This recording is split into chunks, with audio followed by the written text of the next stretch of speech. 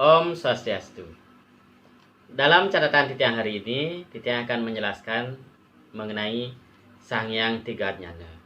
Ketika Titiang membaca teks Tutur Aji Saraswati, Titiang menemukan dalam pembukaan teks tersebut suatu istilah yang disebut dengan Sang Hyang Tiga Jnana. Kutipannya Titiang baca sebagai berikut. Ong Awiganamastu Tatastu Namo Swaha. Semoga tidak ada halangan dan berhasil dengan baik. Nihan Tutur Aji Saraswati Ngaran. Kutipan yang Titiang baca ini adalah kutipan pembuka atau kalimat pembuka dalam Tutur Aji Saraswati. Tutur Aji Saraswati merupakan salah satu naskah lontar yang diwarisi di Bali yang berisi filsafat mengenai aksara. Saraswati, seperti yang kita ketahui, adalah dewanya atau ista dewatanya dari pengetahuan. Namun, yang populer saat ini adalah simbol Saraswati yang digambarkan dengan seorang dewi. Namun, pada periode sebelumnya, dalam warisan-warisan masyarakat Bali, menurut Titiang, Saraswati atau ilmu pengetahuan itu disimbolkan langsung dengan aksara Bali itu sendiri. Kemudian dalam Tutur Aji Saraswati ini yang dibahas adalah filsafat mengenai aksara. Kemudian ada penjelasan mengenai aksara anceng atau singkatan-singkatan yang digunakan dalam warige. Kemudian aksara itu dibagi menjadi tiga, yaitu Swalalita, Wrasra, dan Modre, dengan penjelasan mengenai Panca Brahma, Triaksara, Ongkara, dan lain sebagainya. Ini merupakan naskah pelengkap ketika kita memahami aksara di Bali secara filosofis. Kemudian, Tutur Aji Saraswati ini dari segi judulnya tentu akan kita dapatkan bahwa sebuah naskah yang berusaha menjelaskan bagaimana pengetahuan, terutamanya aksara itu, dari sudut pandang filosofis atau filsafatnya. Namun, pemahaman mengenai teks-teks ini tentu harus dibantu dengan pemahaman-pemahaman secara historis, pemahaman dengan perbandingan dengan teks-teks yang lainnya. Tidak lanjutkan. Nihan Tutur Aji Saraswati Ngaran, wenang ingangge desang darmo sangwuruh ring sahalwaning aksara wayo. Dalam teks ini disebutkan Aji Saraswati ini wenang atau patut dipergunakan oleh orang yang mendalami pengeweruhan atau ilmu pengetahuan yang di sini disebut dengan sahelwaning aksara waya. Dalam teks lain, kata waya ini kadang-kala ditulis dengan wayah. Sahelwaning itu adalah gerak atau pola atau sistem penulisan aksara waya. Aksara-aksara wayah, kalau umpamanya disebut dalam teks lain, itu mengarah kepada aksara-aksara Bali yang disucikan. Seperti yang Titiang sebutkan tadi, kategori aksara yang disebut dengan Panca Brahma, Triaksara, kemudian Ongkara, dan lain sebagainya. Kemudian ada pula teks Aji Saraswati dalam pembukaannya.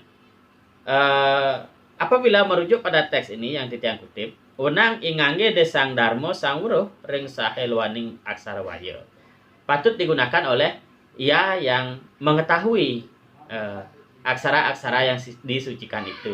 Ada teks lain yang mengungkapkan wenang ingangge de sang mahyun atau sang maharep wuruh ring sahelwaning aksara waya, yang artinya adalah patut dipergunakan teks ini oleh orang yang ingin mengetahui filosofis dari aksara yang disucikan itu.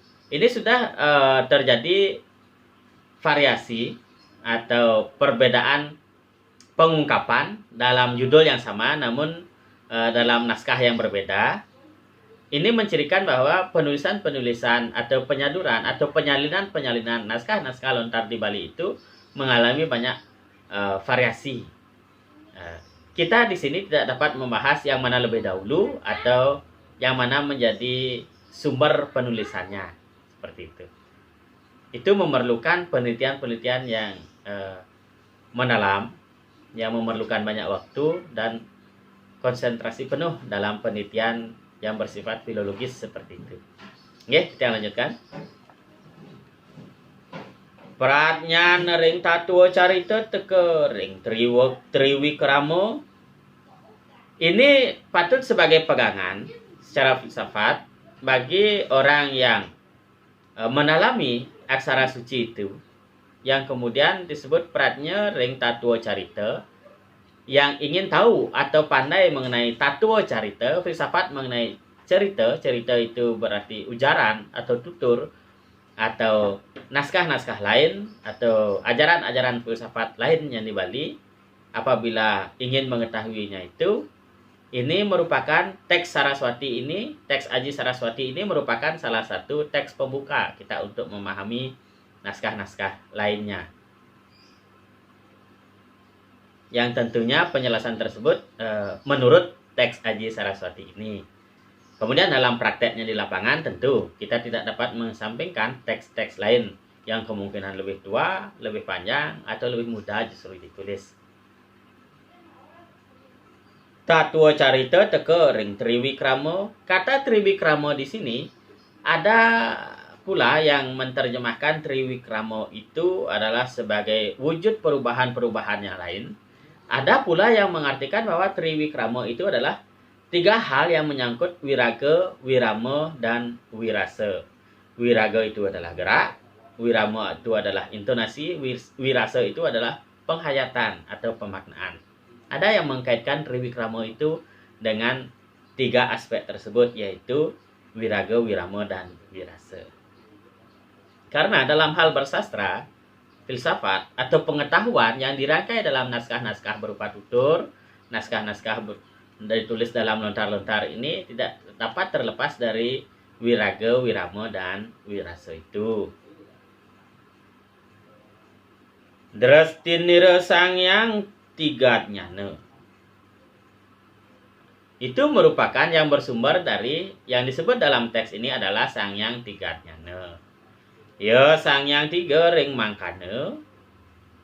Adapun yang termasuk dalam ketiga aspek itu yang disucikan atau yang dimuliakan, ida sangyang guru reka, ida sangyang kawiswara, ida sangyang saraswati, ika sangyang tigadnyana suksma, mangawawa tatua carita ring aksara mangkana.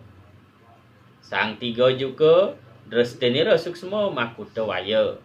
Nah, yang sebagai puncaknya dari aksara itu juga berasal dari 3 aspek ini yang dipuja, yaitu sangyang guru reka, kemudian sangyang kawiswara, dan sangyang saraswati. Inilah yang disebut dengan sangyang tigatnyana suksma. Suksma itu dapat kita artikan sebagai sebuah yang rahasia, yang sulit untuk dipahami. Kemudian 3 itu berarti 3, dan adnyana itu apabila kita membuka kamus, adnyana itu berarti pengetahuan yang luhur terkait dengan pengetahuan rohani, ketuhanan, dan hubungan manusia dengan segala yang bersifat spirit. Kadang-kadang itu merupakan sebuah arti yang dipadankan dengan adnyana. Berarti sangyang 3 adnyana suksma ini adalah ada 3 hal spirit yang perlu dimengerti yang berkaitan dengan adnyana atau pengetahuan manusia, terlebih pengetahuan rohani itu. Ada yang disebut dengan sangyang guru reka pertama, kedua sangyang kawiswara, yang ketiga sangyang saraswati. Ketiga aspek ini tidak dijelaskan lebih lanjut dalam tutur Aji Saraswati, namun Titiang mencoba menjelaskan dari aspek kebahasaannya. Ini merupakan sebuah kearifan masyarakat berfilsafat atau memuja kebesaran Tuhan dalam aspek filsafat ini. Dalam hal bersastra ini, dalam tutur Aji Saraswati ini disebut sangyang tiga adnyana suksma itu. Kemudian apabila kita artikan yang pertama sangyang guru reka, guru ketika kita membuka kamus berarti yang patut menjadi acuan dimuliakan, orang yang dihormati, dan guru atau Betara Guru merupakan juga gelar dari Betara Siwa.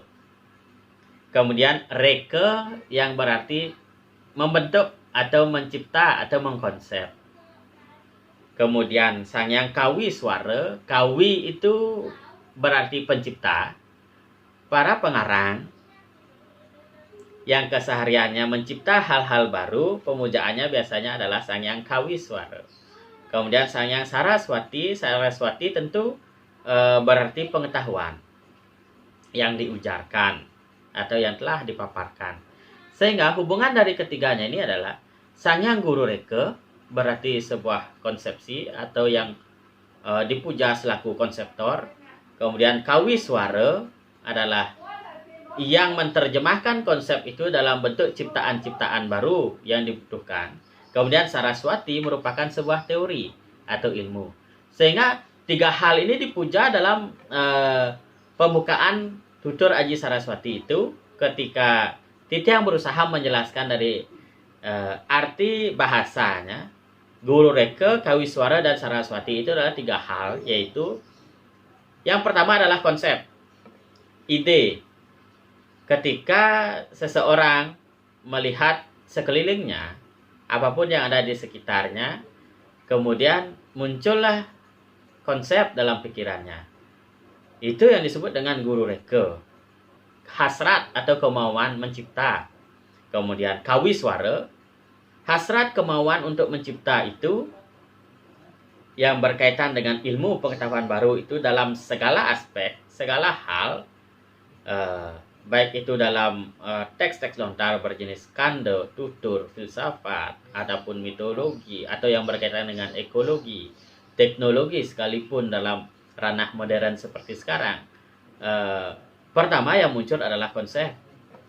Itu kita terjemahkan atau dihubungkan dalam bagian pertama dalam tiga nyana, yaitu Guru Reka. Kemudian Kawi Swara, konsep atau ide itu mulai digarap. Sangyang Kawi Swara ini adalah simbol penciptaan, mulai diciptakan.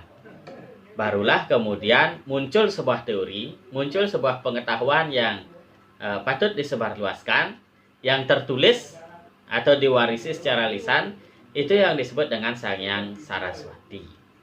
Nah, ketiga aspek ini juga muncul dalam ketika Titiang membaca tutur Purwo Wacana, atau kalau tidak salah Titiang judulnya adalah Purwo Wacana, yaitu atau dengan nama lain Dharma Pewayangan. Dharma Pewayangan merupakan sebuah teks acuan bagi yang beraktivitas sebagai seniman dalang di Bali. Karena dalang di Bali itu juga berfungsi sebagai pendidik dan juga berfungsi sebagai pengeruat atau pembersihan dasamala berkaitan dengan pengelukatan yang merupakan sebuah ritus untuk membersihkan diri dari dasamala atau kekotoran yang melekat dalam tubuh manusia. Itu salah satu tugas dari sang amangku dalang atau dalang dalam sebuah ritus di Bali, sehingga dalang tersebut memiliki juga acuan yang disebut dengan Dharma Pewayangan. Sangyang tiga nyana yang tersurat dalam tutur Aji Saraswati ini juga Titiang ketemui dalam Dharma Pewayangan tersebut. Kurang lebih dalam Dharma Pewayangan disebutkan bahwa ketika sang dalang sudah akan memulai ritusnya yang dapat ditonton dalam pementasan pewayangan, yang juga merupakan rangkaian dari suatu upacara, ketika semua sudah siap. Dan satu lagi yang Titiang lupa jelaskan tadi, bahwa dalam tutur Aji Saraswati ada keterhubungan yang disebut antara Buana Agung dan Buana Alit. Keterhubungan antara makrokosmos atau alam semesta ini dengan tubuh manusia. Dianggap apapun yang ada dalam tubuh manusia ini terkoneksi atau ada dalam Buana Agung atau makrokosmos atau alam semesta ini. Begitu pula dalam agama dalang.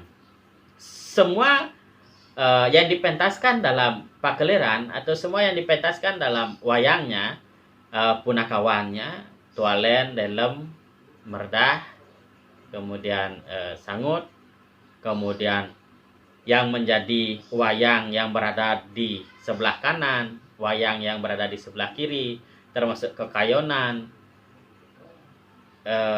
yang di luar Bali kadangkala disebut dengan gegunungan. Itu semua ada dewanya yang dipuja, dan ketika akan dipentaskan dikoneksikan dengan tubuh, sehingga apapun yang ada dalam pementasan itu dalam tubuh seorang dalang juga distanakan. Seperti toilet, merdah itu distanakan seperti memuja atau menstanakan Dewata Nawasanga dalam Buana Agung dan Buana Alit, dalam makrokosmos dan mikrokosmos, dalam alam semesta dan tubuh manusia itu sendiri. Kemudian setelah semua siap, maka ada penekanan dalam tutur Dharma Pewayangan itu disebut Sangyang Guru Reka maring cucupu manik ngaran sarira, manik ngaran hidup. Sangyang Saraswati ring canteling lidah, Sangyang Kawiswara ring wayangning sabda. Apabila kita artikan kutipan berikut adalah Sangyang Guru Reka itu berada di cucupu manik. Cucupu manik itu adalah cupu adalah tempat air suci, dan manik itu adalah permata. Cupu manik ini sering sekali muncul ketika menceritakan mengenai air suci, Tirta Mahamerta atau Kamandalu atau apapun sebutannya, sering kali disebut dengan berwadahkan cucupu manik. Cucupu manik di sini diartikan sebagai sarira, sarira itu tubuh, dan manik ini diartikan sebagai idap atau pikiran.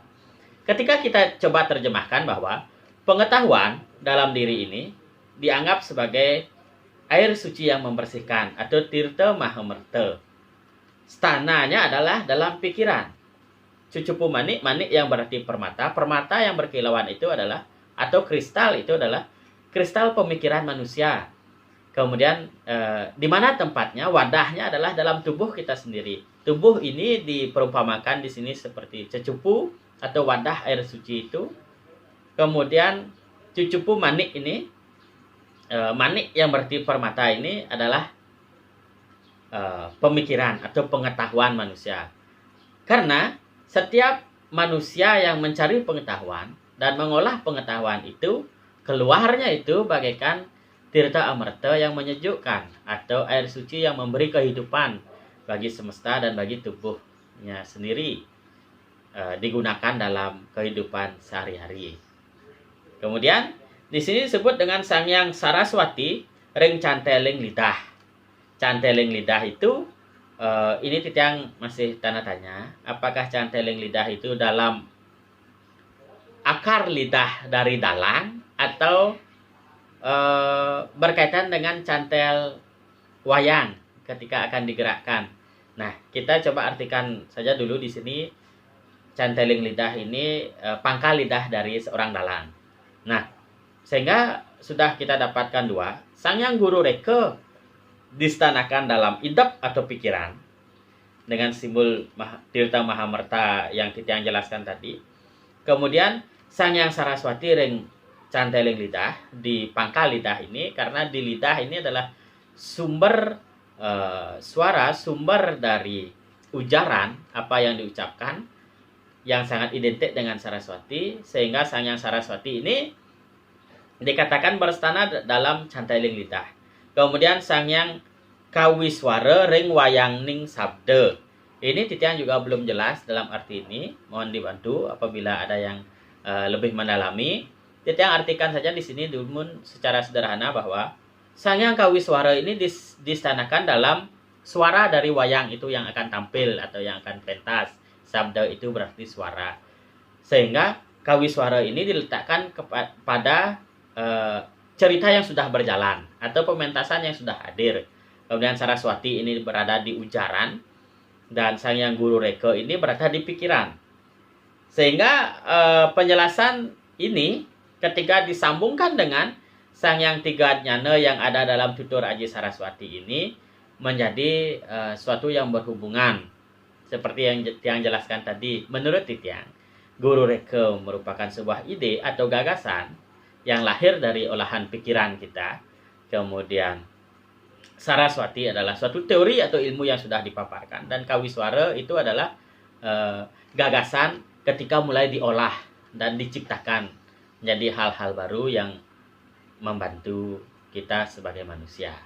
Nah, catatan titian, Sangyang Tiga Jana ini bisa kita artikan di luar kedua teks ini, Dharma Pewayangan dan Tutur Aji Saraswati, kita maknai dalam kehidupan yang lebih luas, yaitu ketika kita mengolah pengetahuan yang ada seperti sekarang, memasukkan ide, mendapatkan ide dari fenomena-fenomena di masyarakat, kemudian kebutuhan yang kita rasakan sebagai manusia untuk memelihara alam, mencari penghidupan, dan lain sebagainya. Dan ketika sudah menjadi ilmu yang siap dipaparkan, itu disebut dengan Sangyang Tiga Jana, Sangyang Guru Reka, kemudian Sangyang Kawiswara dan Sangyang Saraswati ini kita terjemahkan secara lebih luas, tidak hanya mencakup pada pengetahuan-pengetahuan yang bersifat tradisional atau filsafat-filsafat yang kita warisi di Bali, namun harus kita mengerti atau memahaminya sebagai sebuah konsep yang patut dimaknai, kemudian diterjemahkan juga dalam ranah modern seperti sekarang.